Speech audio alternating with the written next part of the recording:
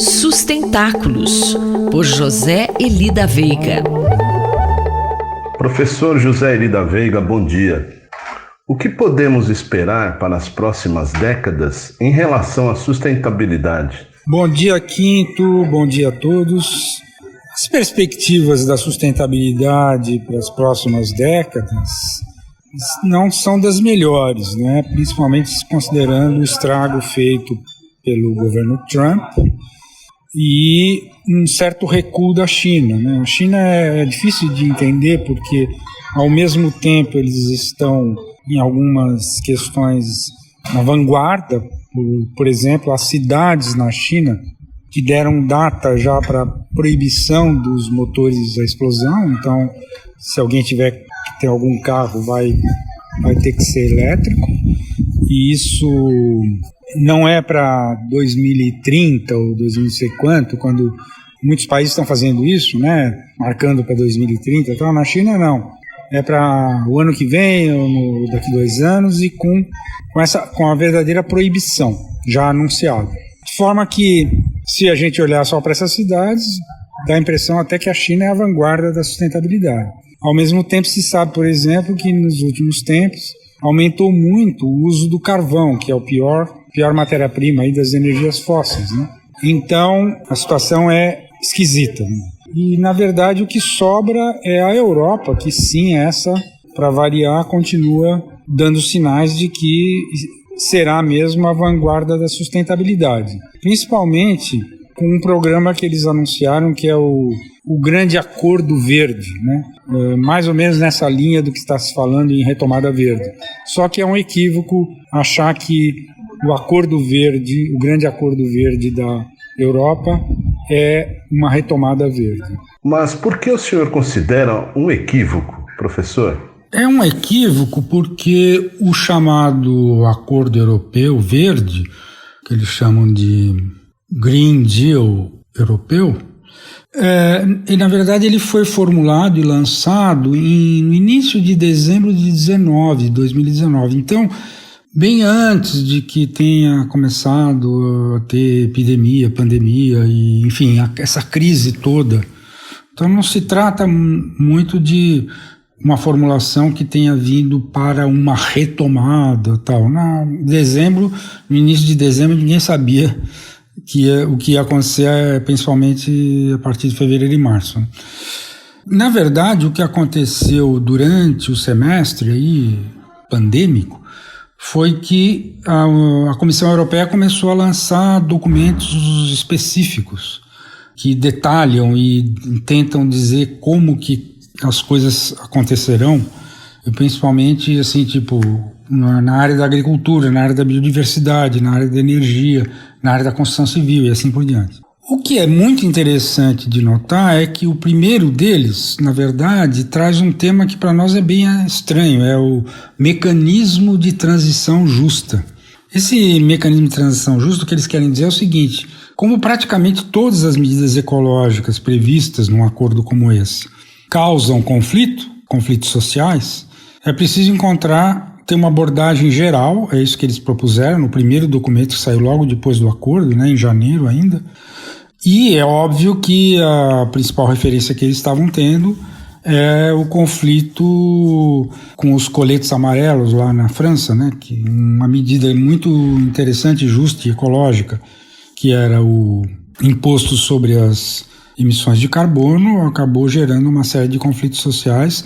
E todas as outras medidas têm essas características. Quer dizer, não adianta imaginar que uma boa medida ecológica não vá colocar grupos sociais em lados distintos. Muito obrigado e até a próxima. Mais informações sobre sustentabilidade estão disponíveis no site sustentáculos.pro.br e na página pessoal do colunista zeeli.pro.br. Eu, Antônio Carlos Quinto, conversei com o professor José Eli da Veiga para a Rádio USP. Sustentáculos, por José Eli da Veiga.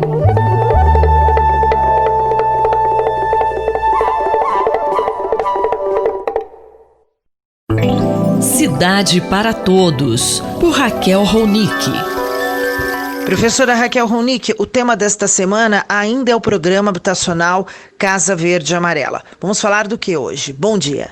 Bom dia, Sandra. Bom dia, ouvintes da Rádio USP. Pois é, hoje nós vamos fazer a segunda coluna analisando o novo programa habitacional do governo federal, o Casa Verde e Amarela, que em tese substitui o programa Minha Casa Minha Vida. Em tese porque, sim, na semana passada nós já explicamos para aquela faixa de renda mais baixa, aquela que tinha renda familiar mensal de até R$ 1.800, que também estava incluída no programa de produção de casas. Agora o programa é só regularização fundiária e melhorias habitacionais, mas ainda vão continuar o financiamento para a construção de casas, exatamente como era no programa Minha Casa Minha Vida, só que agora com um novo nome, Casa Verde e Amarela. As mudanças que acontecem dentro desse grupo de construção de casas é que agora nós vamos ter apenas 2 faixas, né?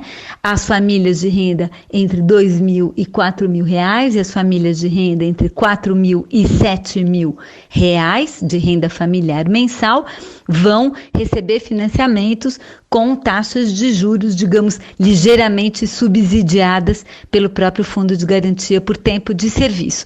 E há aí uma pequena queda de juros, uma queda, na verdade, de juros de 0,25% para aquela primeira faixa de renda para as famílias com uma renda próxima a R$ 2.000 de renda familiar mensal. E um juro um pouquinho menor ainda se o imóvel estiver situado no Norte e Nordeste. Mas atenção, só para essas faixas.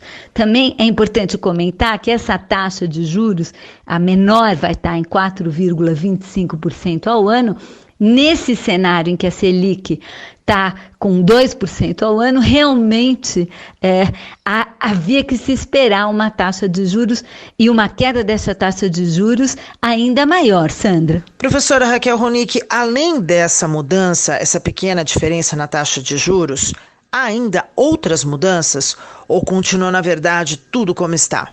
Pois é, Sandra, aparentemente o modelo é exatamente o mesmo, inclusive o governo, na medida provisória, né, no último artigo da medida provisória, fala, bom, chama esse programa Casa Verde e Amarela tudo que estiver sendo feito no governo federal na área habitacional, ou seja, inclusive coisas do programa anterior da faixa 1, que foi paralisada, também serão inauguradas de acordo com essa bandeira. Mas o interessante, e é importante a gente entender isso, que as mudanças na política habitacional, elas vão além daquilo que foi definido na medida provisória no lançamento do programa. O que nós podemos perceber como movimento do governo é um movimento muito importante na direção da chamada securitização das dívidas, ou seja, da possibilidade que as dívidas dos mutuários possam se transformar num papel que circula amplamente no mercado financeiro e também nas políticas de ampliação do chamado home equity. O que é o home equity? É as pessoas usarem a propriedade das suas casas para poderem levantar crédito imobiliário nos bancos. Esse modelo, que é um modelo que vai muito na direção da financiarização da moradia, ainda não aparece totalmente vinculado com essas faixas mais baixas de renda, mas o fato da Caixa Econômica Federal já ter mudado a possibilidade dos empréstimos acontecerem usando o IPCA, a inflação, como indexador e não mais a taxa referencial de juros, já mostra claramente um movimento, uma mudança na direção de fazer com que essas dívidas possam circular no mercado, porque a inflação é muito mais volátil e, portanto, ela é muito mais sujeita a investimentos especulativos. E acho que é nessa direção que o governo deve estar indo neste momento. Eu sou Sandra Capomatto, você ouviu a professora Raquel Ronick, da Faculdade de Arquitetura e Urbanismo da Universidade de São Paulo. Cidade para Todos, por Raquel Ronick.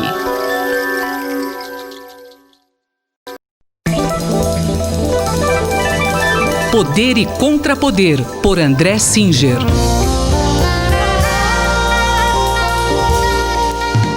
Estamos gravando no dia 9 de setembro, quarta-feira.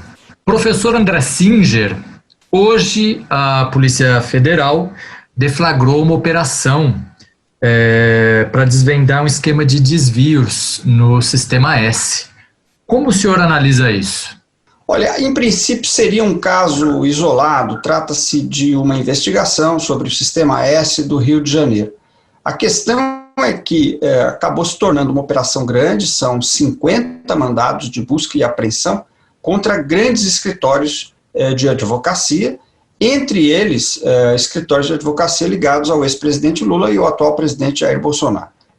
O que chama a atenção desse episódio, cujas ramificações são muito difíceis da gente apreender, uma vez que envolve uma série de informações que ainda não estão plenamente disponíveis, é o fato de que parece ser uma reação da Operação Lava Jato, que nos últimos dias vem estando numa situação de derrotas. Por exemplo, o Conselho Nacional do Ministério Público, ontem, terça-feira, dia 8 de setembro, decidiu impor uma pena de censura ao procurador Deltan Dallagnol por tweets emitidos por parte dele durante a eleição para a presidência do Senado em 2019. Né? Essa representação foi feita pelo senador Renan Calheiros. Ontem também a segunda turma do STF decidiu remeter processos contra Romero Jucá e Valdir Ramp, políticos do MDB, para a Justiça Federal, que também foi interpretado como uma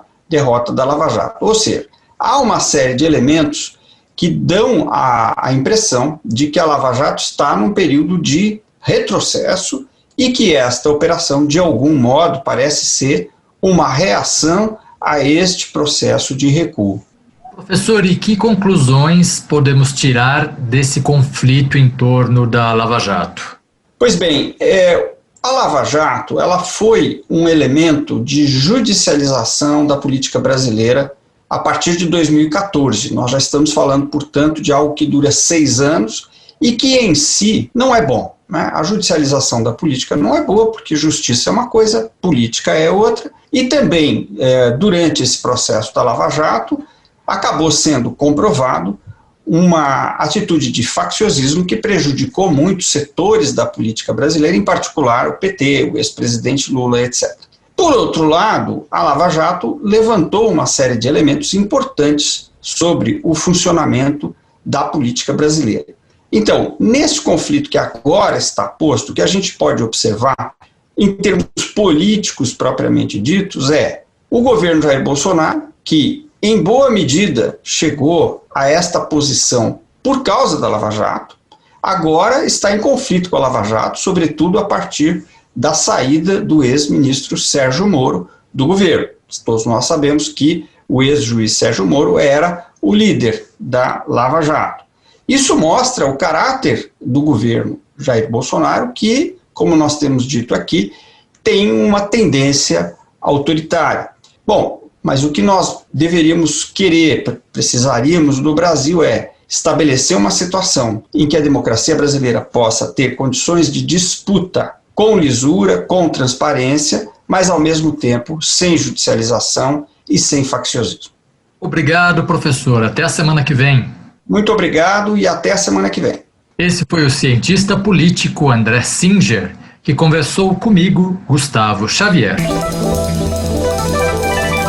Poder e Contrapoder, por André Singer.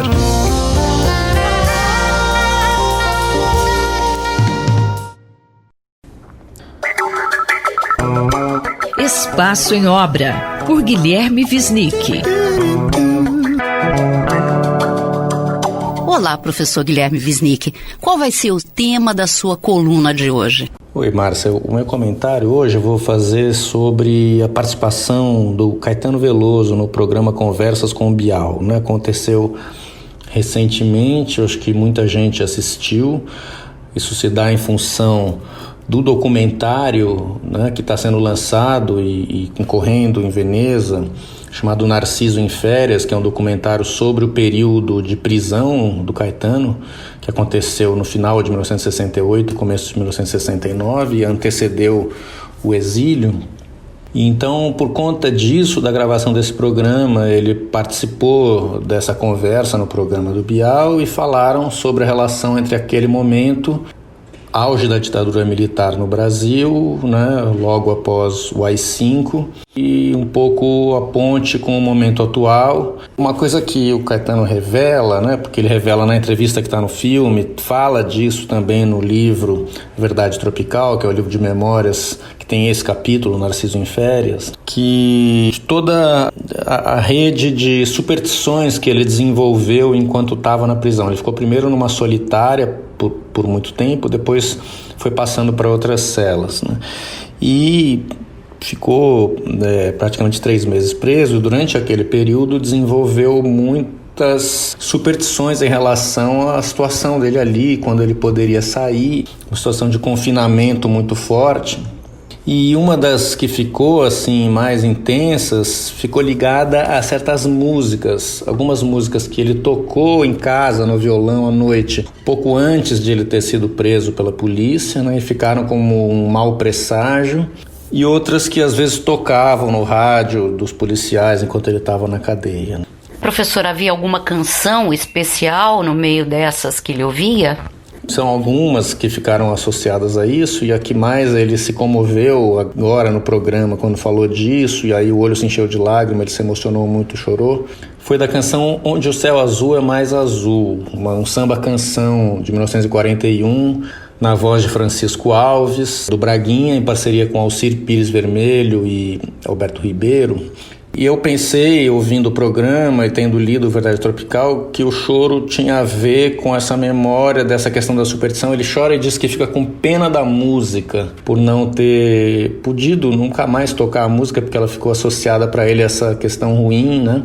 Mas aí eu fui ouvir a música, e a música é esse samba-canção assim, derramado daqueles antigos, mas que tem uma visão ingênua, mas muito bonita do Brasil como um país generoso, num clima de aquarela do Brasil, assim, e começa dizendo alguém que é perguntado, provavelmente por um estrangeiro, mas onde é que fica esse seu país aí, o Brasil, o que é que tem lá e tal, e aí ele começa a enumerar. Vai dizendo que o Cruzeiro do Sul aponta as estrelas, vai enumerando a natureza do país, um pouco no clima de Canção do Exílio, assim, das palmeiras, dos coqueiros, mas falando do jangadeiro, do boiadeiro, né? E termina dizendo assim: o teu povo bom não é menor, mas o que me faz admirar, eu vou dizer, guarde bem de cor. Quem vê o Brasil que não tem fim, não chega a saber por que razão este país tão grande assim cabe inteirinho no meu coração. Aí, ouvindo a música, eu entendo melhor o choro e a pena da canção, né? Quer dizer, a pena que ele sente, eu estou interpretando, a pena que ele sente da canção não é só pela canção ter ficado ligada a esse mau presságio, mas por a canção pressagiar alguma coisa que hoje parece tão impossível e tão longe de nós, né? O Brasil como esse país generoso, né, que não tem fim e que vive hoje um fechamento total de perspectivas. Para uma lógica tropicalista como a do Caetano, ele sempre aposta na singularidade do Brasil como a capacidade de dar um nó e de se afirmar positivamente, né? Mas isso hoje está muito difícil da gente ver, e esse choro dele no programa aperta o nosso coração. Este foi o professor Guilherme Wisnik, que conversou comigo, Márcia Vanza. Espaço em Obra, por Guilherme Wisnik.